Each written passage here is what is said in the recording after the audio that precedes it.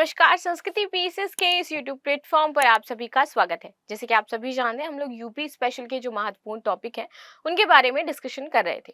इसी सीरीज में आज हम बात करने वाले हैं उत्तर प्रदेश के प्रमुख टाइगर रिजर्व्स के बारे में, क्योंकि इससे आपके प्रश्न बहुत ही अत्यधिक मात्रा में पूछे जाते हैं और ये आप सभी के लिए बहुत ही ज्यादा महत्वपूर्ण हो भी जाता है। तो चलिए कर लेते हैं आज के टॉपिक की शुरुआत, और कौन कौन से प्रमुख टाइगर रिजर्व हैं, कहाँ पर ये स्थित है, क्षेत्रफल इनका कितना है, इन सारी चीजों के बारे में आज हम बातें करेंगे। तो चलिए आ जाते हैं अपने टॉपिक पर। देखिए, उत्तर प्रदेश के प्रमुख यदि टाइगर रिजर्व्स की बात की जाए तो उत्तर प्रदेश में आपके 3 टाइगर रिजर्व हो जाते हैं। अब ये 3 टाइगर रिजर्व कौन कौन से हैं तो आपको मैप में दिखाई दे रहे होंगे। एक टाइगर रिजर्व आपका यहाँ पर बिजनौर में स्थित है, जिसका नाम है दुधवा टाइगर रिजर्व। दूसरा हो जाता है आपका पीलीभीत में स्थित है, जिसे कहते हैं पीलीभीत टाइगर रिजर्व नाम रखा गया है। और इसके बाद एक है आपका लखीमपुर खीरी में। जैसे मैंने बताया कि लखीमपुर की यदि बात की जाए तो ये उत्तर प्रदेश का सबसे ज्यादा जो क्षेत्रफल वाला जिला हो जाता है वो लखीमपुर है, यानी कि सबसे ज्यादा क्षेत्रफल किसका है यूपी में, तो लखीमपुर का है।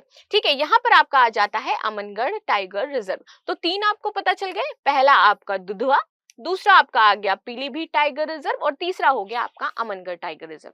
अब इन्हीं तीनों टाइगर रिजर्व के बारे में हम डिटेल में एनालिसिस करेंगे। अच्छा, आपने एक चीज नोटिस की कि ये जो तीनों टाइगर रिजर्व हैं ये आपकी किन किन श्रेणियों में, देखिए यहाँ पर इस साइड आप देखोगे तो पहाड़ी इलाका है, क्योंकि उत्तराखंड आ जाता है। उत्तराखंड से इसका जो बॉर्डर एरिया है वो टच होने लगता है, ये वाला एरिया। ठीक है, और इधर आप देखोगे तो नेपाल का एरिया आ जाता है, यहाँ पे भी आपका हिमालय का, यानी कि ये जो क्षेत्र हो जाते हैं ये पहाड़ी क्षेत्र हैं थोड़े से।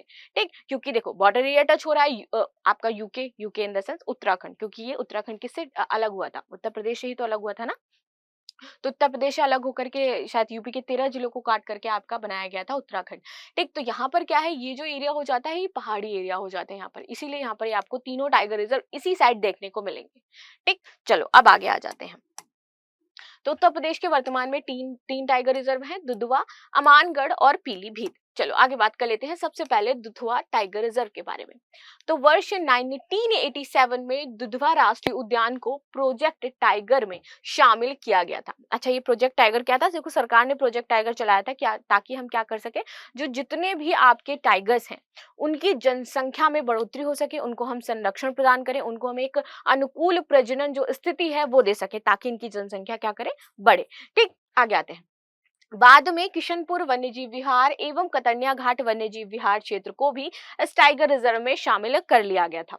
ठीक है, दुधवा टाइगर रिजर्व लखीमपुर खीरी और बहराइच जिले में फैला हुआ है। तो 2 जिलों में आपको देखने को मिलेगा, मोस्टली पार्ट जो इसका है वो आपके लखीमपुर में ही है। ठीक, लेकिन थोड़ा बहुत पार्ट आपका कहाँ पर दिख जाएगा, बहराइच में आपको देखने को मिलेगा। इसके अंतर्गत दुधवा राष्ट्रीय पार्क, किशनपुर वन्यजीव विहार आपका अभ्यारण्य जो है, और कतर्निया घाट वन्यजीव विहार, ये आपके शामिल हो जाते हैं। और ये तीनों किस में आ रहे हैं, आपके टाइगर प्रोजेक्ट में आ रहे हैं, यानी कि इसका क्षेत्र भी इसमें क्या है, मिलाया गया है। चलो आगे आ जाते हैं, किसके लिए, टाइगर प्रोजेक्ट के लिए। अमानगढ़ टाइगर रिजर्व की बात कर लेते हैं। अमनगढ़ टाइगर रिजर्व मूल रूप से जिम कार्बेट नेशनल पार्क का हिस्सा हो जाता है। उत्तराखंड और उत्तर प्रदेश के अलग होने के बाद Jim Corbett national park Uttarakhand के हिस्से में आ गया था। और यही मैं आपको बताना चाह रही थी कि ये जो एरिया आप देख रहे हो ना, डिवाइडेशन के बाद जब डिवाइड हुआ तो यहाँ पर जो आपके कुछ क्षेत्र थे वो बट गए और वहां पर आपके टाइगर रिजर्व भी आ रहा था।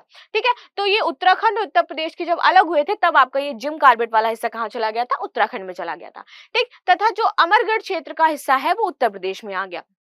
आगे आते हैं, बिजनौर के अमनगढ़ क्षेत्र में उत्तराखंड के जिम टाइगर रिजर्व के बफर क्षेत्र के रूप में इसको शामिल किया गया है, तथा इसे वर्ष 2012 में टाइगर रिजर्व घोषित कर दिया गया था। अब बफर क्षेत्र क्या होता है, बफर क्षेत्र वो हो जाता है जहां पर मानवीय हस्तक्षेप बिल्कुल भी नहीं, बिल्कुल भी नहीं। वहां सिर्फ कौन जाते हैं, जो टेक केयर वाले होते हैं, केयर करने में, बस वही जा सकते हैं, बाकी कोई भी नहीं जाता है। अब बात करेंगे पीलीभीत टाइगर रिजर्व की। पीलीभीत टाइगर रिजर्व पीलीभीत और शाहजहांपुर जिले के लगभग 73,000 वर्ग हेक्टेयर में क्या है, फैला हुआ है। इसे जून 2014 में प्रदेश का तीसरा टाइगर रिजर्व बनाया गया था। चलो आगे देख लेते हैं। राज्य प्राणी उद्यान पार्क, देखिए प्राणी विज्ञान ऐसे नागरिकों की सुविधा के लिए होते हैं जो वन्य क्षेत्रों में जा करके वन्य जीवों को नहीं देख सकते हैं। इन्हें हम चिड़ियाघर भी कहते हैं। तो इनके बारे में देख लेते हैं। उत्तर प्रदेश में 3 राज्य प्राणी उद्यान भी हैं। अब ये कौन कौन से हैं 3 राज्य प्राणी उद्यान? तो यहाँ पर देखिए नवाब वाजिद अली शाह प्राणी उद्यान है, जूलॉजिकल गार्डन आपका लखनऊ में, इसके बाद आता है कानपुर चिड़ियाघर जो कि कानपुर में है, फिर आता है आपका शहीद अशफाक उल्लाह खां प्राणी उद्यान जो कि कहां पर है, गोरखपुर में है। देखिए ग्रेटर नोएडा में 120 हेक्टेयर क्षेत्र में एक रात्रि वन्यजीव पार्क यानी कि नाइट सफारी पार्क का निर्माण किया जा रहा है और ये पहली उत्तर प्रदेश की नाइट सफारी होने वाली है जिसका निर्माण कहां पर हो रहा है, नोएडा में हो रहा है। ग्रेटर नोएडा में क्षेत्र कितना है, 120 हेक्टेयर के क्षेत्र में हो रहा है।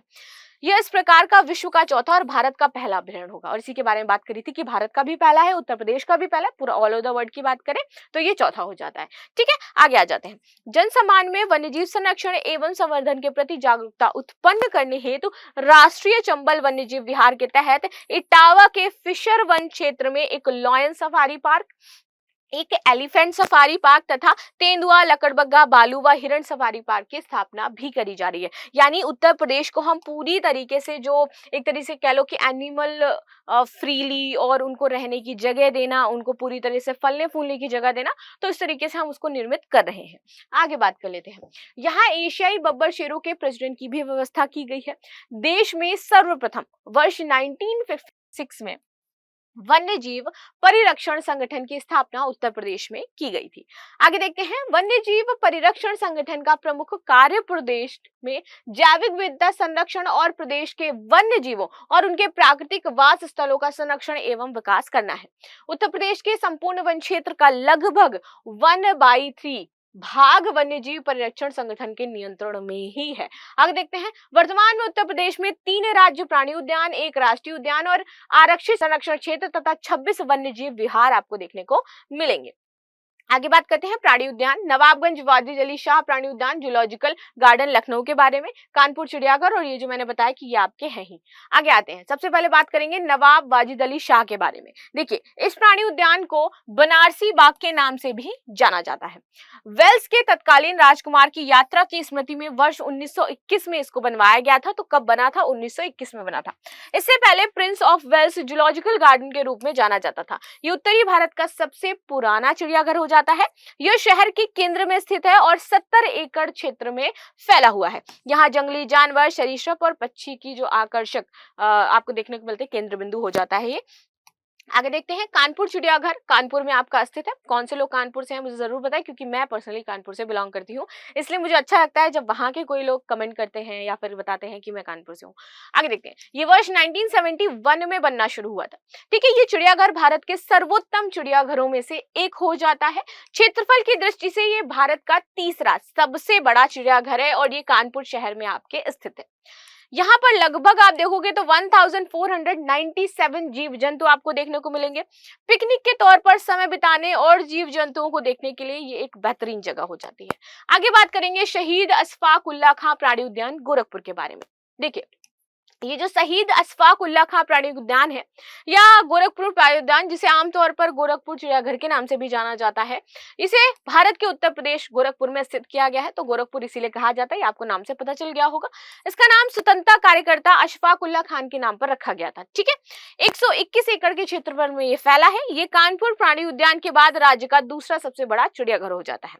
इसे 27 मार्च 2021 को जनता के लिए खोला गया था। तो ये थे हमारे प्राणी उद्यान जिनके बारे में हमने चर्चा करी, देखा कौन कौन से हैं। यदि आपको वीडियो अच्छा लगा हो तो लाइक शेयर सब्सक्राइब करना बिल्कुल भी ना भूलें। मिलते हैं नेक्स्ट क्लास में, तब तक के लिए धन्यवाद। Thank you so much.